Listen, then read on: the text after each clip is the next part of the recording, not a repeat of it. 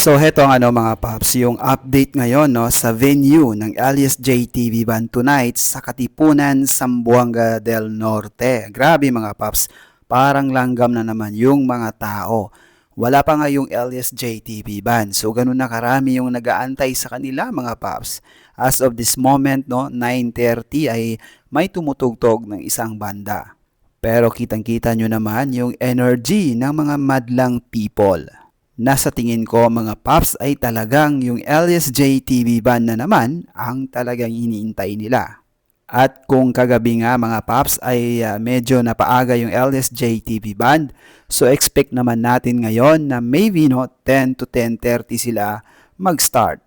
At kanina rin sa speech ng mayor ng Katipunan ay grabe mga paps talagang sinabi niya na sikat na daw si LSJ TV at hindi rin magdadalawang isip sila na kukunin pa daw ulit nila yung LSJ TV Band.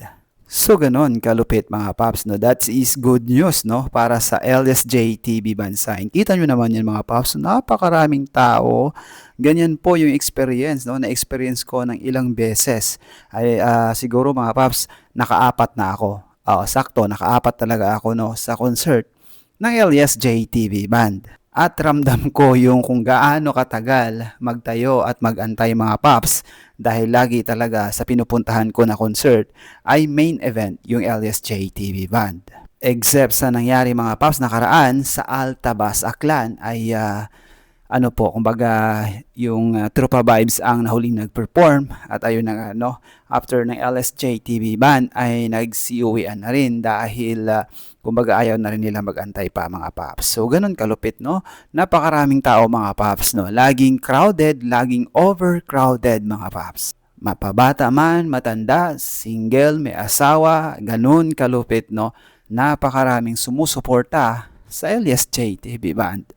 So ayan mga paps at huwag tayong magpahuli sa mga kaganapan ngayong gabi sa Katipunan, Zamboanga del Norte.